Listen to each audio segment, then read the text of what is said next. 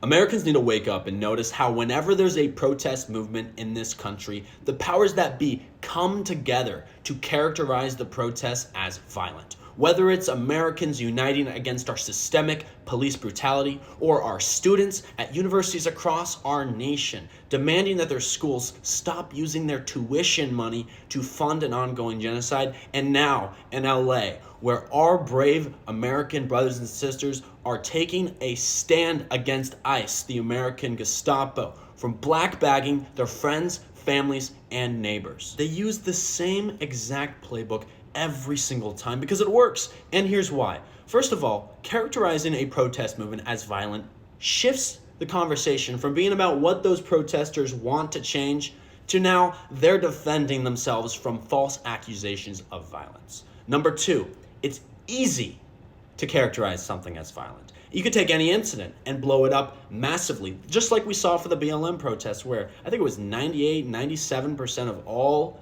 demonstrations during that time period were nonviolent completely.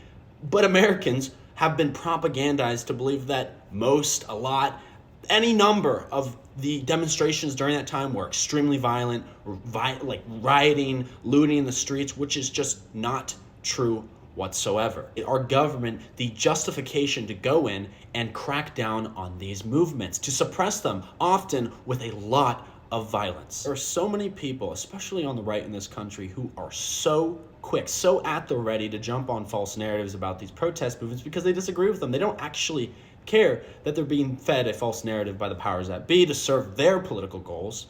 They just want to have an object of their anger. And any amount of conversation or argument you have with these type of people will get nowhere at all, ever, because they're not ever going to change their minds. What a lot of Americans have yet to wake up to is that this characterization of violence on our protest movements is one big lie meant to protect the status quo, to keep it from changing. Because the reason they're doing all this, the reason they are so against these protests is because they are threatened.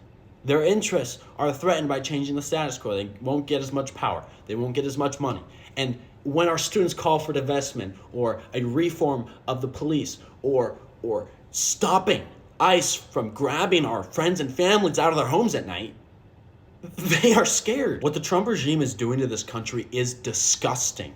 I cannot stand for it. Nobody should stand for it. We must unite in solidarity because all of our struggles are interlinked. You think this ICE deportation machinery is just related to immigration? No, they are using it against student activists at college campuses and shipping them off overseas to get them out of this country, to stop them from asking for divestment and making change in this country. Mahmoud Khalil, he's a big one. You guys know his name. The LAPD, who's using police brutality on the people of LA right now. I saw a video of someone shooting a journalist on video. They aimed their gun at this journalist and shot.